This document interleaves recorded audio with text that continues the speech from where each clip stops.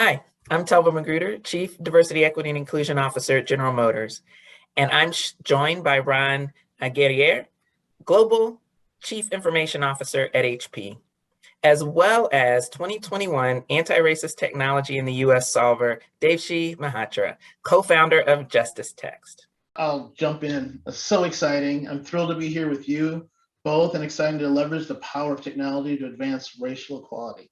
So Devshi, you and your co-founder Leslie met at the University of Chicago here in my hometown of Chicago, which is exciting for me. Big up for Chicago. And it's true that JusticeText started as a class project. Could you share more about your journey going from class project to where we're at today? I would say before it started off as a class project, it was something that I was thinking about endlessly for months. Just the summer before my senior year in college was the first time that I read The New Jim Crow by Michelle Alexander. And, she covers a broad array of injustices within the criminal legal system, from policing to mandatory minimums, drug sentencing logs. But for some reason, she had written just a couple pages on the public defense system, and those were the ones that really stuck with me. Essentially, she described a situation in which 80% of individuals who have been charged with a crime in this country are in fact low income. And for those 80%, the 90 to 95% of their cases end up in plea bargains or plea deals that are highly disadvantageous. And the lawyers who are, supposed to be advocating for them are so under-resourced and so under-equipped with the tools, the manpower to be able to serve them that we end up with massive inequities. And I just kept wondering, why isn't this a bigger part of the criminal justice reform conversation? And so when Leslie and I got together and started working on this project, I feel like we both had this intrinsic passion. And I think one of the things that made a world of difference was that we didn't build our first MVP in isolation, just within our dorm rooms. The first thing we did was cold call the local public defender's office, show up at their doors, and basically tell them, hey, we're a couple of students with extra hours on our hand. Is there anything that we could do to be helpful? And that's when we stumbled upon the problem that JusticeText is solving. Basically, that we have hours and hours of incredibly important footage that's being collected. But unfortunately, defense attorneys have no bandwidth to be able to actually make sense of it. So I think the decision to commit to it full time afterwards was by no means a very natural decision. I didn't have a pre-existing network in entrepreneurship with investors, things like that. But I basically told myself, I'm someone who has so many privileges in this world, and this is a time where I can really commit to doing something that fully aligns with my values and skill set. So why not? COVID also helped because I was like, everything else is just there was no sense of stability really when I graduated from school. And I was like, in some ways, this feels like the perfect time to see how far I can take it. So that was kind of the journey from class project to full-time job.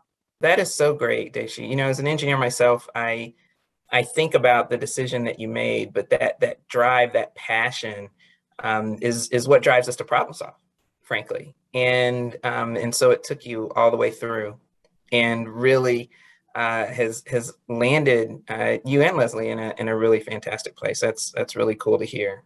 Growing up here in Chicago, I was unfortunately a victim of a shooting myself, lost family members. I have family that are police, Chicago PD, and I have, unfortunately family members who are in corrections.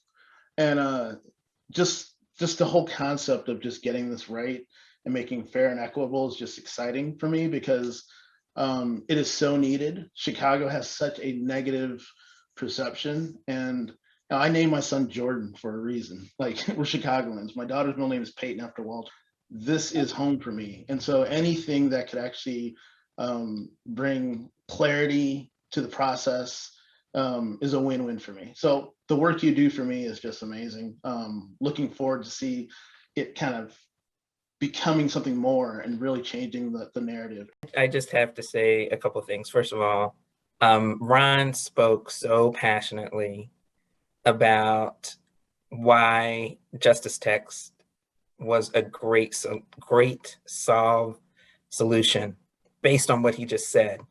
And what he shared with us as judges was really moving to me, and I think to my fellow judges as well, to just give context to why this is so important, and really say, like you just said, I've got police in my family.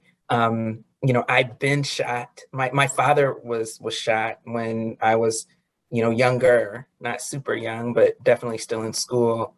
And this improvement to help decrease complexity and make it easier is so critically important, because it's way too hard to get justice right now, and way too hard for the attorneys that are trying to do the work. So yeah, thank you for sharing that story again. It was pivotal, I think, frankly.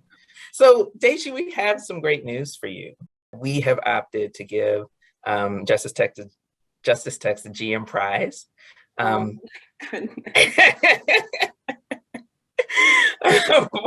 MIT Solve. And so congratulations. We are so honored to be able to partner with you and support you. And I'll turn it over to Ron. So I am equally excited per the conversation we just had, but just with what Telva has stated for GM, we're also honored, excited to offer you as well the HP Prize as well. So between the iconic General Motors brand and iconic HP brand that helped found Silicon Valley, congratulations.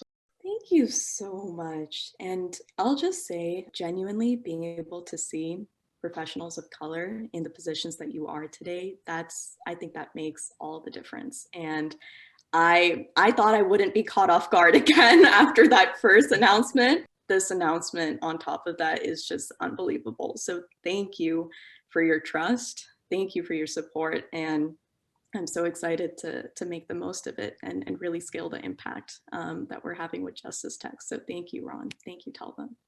How are you feeling right now at this moment? And what are you hoping to achieve in the coming months as a Solver team with our support? Well, thank you so much, Telva. Thank you so much, Ron. I'm feeling just unreal at this moment, incredibly honored, incredibly excited, looking forward to telling the rest of my team as well. When I first started building JusticeText, one of the things that I reflected on quite a bit was just this feeling that it didn't seem like there were a lot of spaces for folks who were deeply committed to racial justice organizing, but also brought with them a background in technology and were excited about building products, scaling products. And I kind of dived into building JusticeText, trying to see if I could carve that path for my own. But when I first heard about this challenge, it was so incredible to see an organization like MIT Solve put so much talent and resources behind a cause that meant so much to me. And even if I hadn't made it this far in the competition, it was just affirming to see that there's other folks out there. There's an entire community of entrepreneurs, founders who are leading projects that center anti-racist tech. So I'm feeling incredibly excited. To date, we've really proven our impact with offices, public defense offices around 8 states. And over the next year, with the support of the MIT community, we're really excited to scale that to 30 states.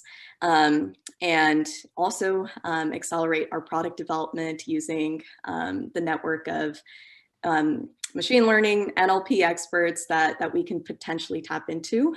So I'm just looking forward to all the different ways in which we can really leverage the MIT community.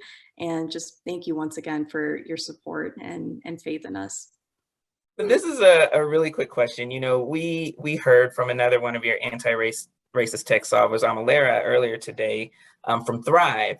And, she talked about the experience of co-creating this equity-driven budgets with government officials and community leaders. And you talked a little bit about your experience going in and learning more about what the life of a public defender is really like. Can you tell us about some of your experiences collaborating with those public defenders? Yeah, 100%. I think one of the things that has really shaped our ability to grow and scale is the fact that I think both Leslie and I bring a level of humility to the work that we do, that we may have a certain skill set, but there is so much more that we can learn to actually build a solution that serves the need of the community that we care about. And so from the very beginning, what we would do, our first task wasn't actually to build an MVP. Our first task was to recruit a set of public defense offices who could help critique it as much as they wanted. And what we ended up doing was reaching out to the National Association for Public Defense and basically asking them, hey, would you mind lending us a platform so we could recruit, this initial group of folks who could test JusticeText. And, for months, we were iterating on this tool, building it over and over again. And the feedback that we were getting was promising, but at the same time, we knew there was something missing. And in the beginning, it could get a little frustrating at times where I was trying to have this magic bullet idea, just put the tech in the hands of someone else and have it, do its job. But what I realized was that it required me organizing training sessions, building trust within the office, authentically sharing our story, why we're doing this work.